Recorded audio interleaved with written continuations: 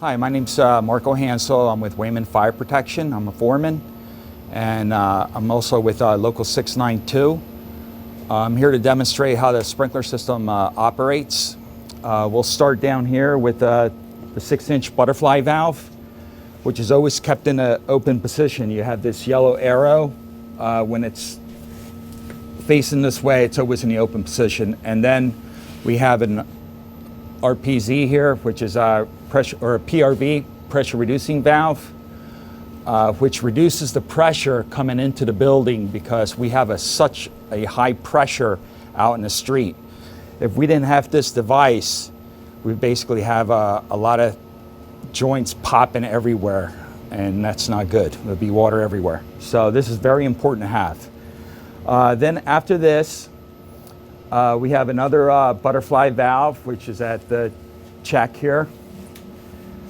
And this is a FDC, a check valve here.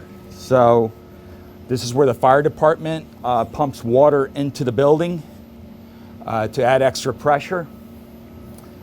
You have gauges here, which are reading around 145 PSI. That tells everyone what kind of pressure we have here. This is a flow switch. This flow switch here activates when there's a movement of water. Basically when a sprinkler head goes off or an accidental thing happens. So then once this activates, it goes to your panel central station, which lets the fire department know to respond, and they'll arrive here as soon as possible in case there's a fire. Marco, can I jump in real quick? Sure. Just going back to the pressure reducing valve. Whatever street pressure is coming in from the street, this device will reduce pressure to exactly what we have it set to, which is 145 pounds. 145 pounds. So whatever's coming in the street, this will regulate. So it'll monitor your surges and keep pressure on top of this valve the same for the system. So that'll automatically do that with all the valving that's here. So whatever comes in, this should always be the same on top. It's important that as your maintenance guys, you keep an eye on these gauges to make sure they sit around 150 pounds. The system is rated for 175 pounds.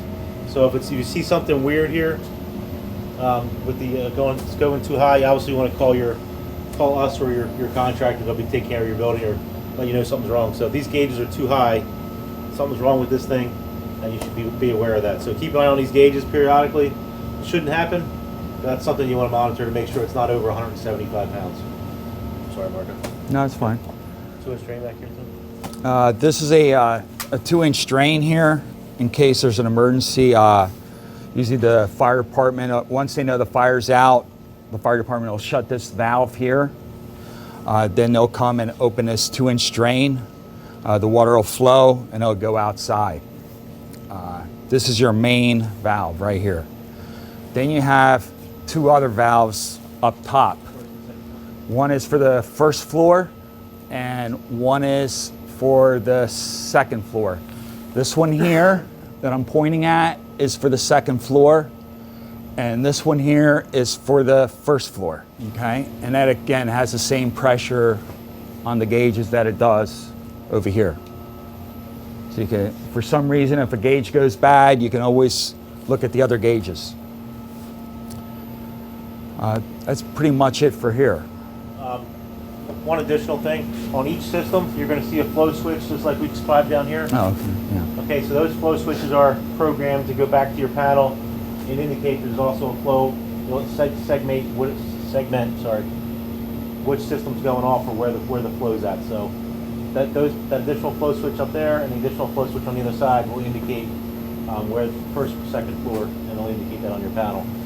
One additional thing, Marco, there's also a test drain and off valve. You'll see these valves right here. It's like a brass valve with a red handle. The bigger valves on each one. That is for your maintenance company or your sprinkler company to, there's a test drain and off position. Obviously during your annual test, you put it to test. It flows water and it tests all your flow switches to indicate that it's working out properly. It can also be used as a drain valve to put it in the drain position so that it goes out the same location. This drain valve, so it goes outside. So there are the 3 drains for your system. Main drain, the 2 test and drain valves for each floor, and that's where you maintain your system at. In an emergency, Marco, if you guys get a water's flowing on the second floor. Obviously, first make sure that it's not a fire. If you determine that it's not a fire, this is the first place you want to come and close Shut either this. one of those valves in emergency. Close them tight, clockwise, hard as you can until they get super tight. That's the first thing you want to do to make sure that the water's shut off. It'll still continue to run with the additional pressure in the system, but you won't have any more street pressure. Either one of those valves will do that. Is that correct, Marco? Yes, either that valve or this valve's a lot easier to get to in case there's no ladder and you can't shut those off up there. But the other thing, once it's in a closed position, this arrow here will be facing like this, okay? Right now it's open. With the pipe, it indicates open. Yeah, right now it's with the pipe open. That means it's in service. Once it's like this, it's closed. That's telling you that the water has stopped.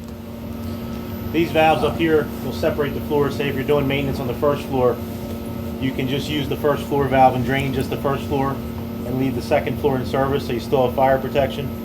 These are used by you're doing maintenance, that kind of thing. In an emergency, obviously go to these two valves. It shuts down the entire building. That's where you want to go first. And first, make sure there's no fire. Don't shut it down just thinking there's no fire. Quick run to there and then shut it down. The other thing we have is we have two of them is because we don't want to waste that much water either.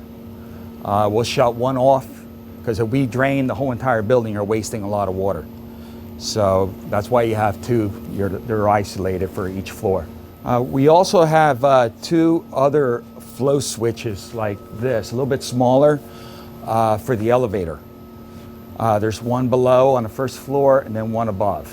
We'll probably see that later, but I just want to add that on there in case that tells you if the top sprinkler went off or the bottom sprinkler goes off. So we all know that also responds to the panel there and then lets everyone else It's a know. different flow switch that if that goes off just in the elevator, the panel will say elevator. It'll be a little more precise on where the actual location is. It's required by code to have additional devices for an elevator shaft. Nothing to maintain there, just they're there for the fire alarm. That's about all we have, right? Yeah, that's it.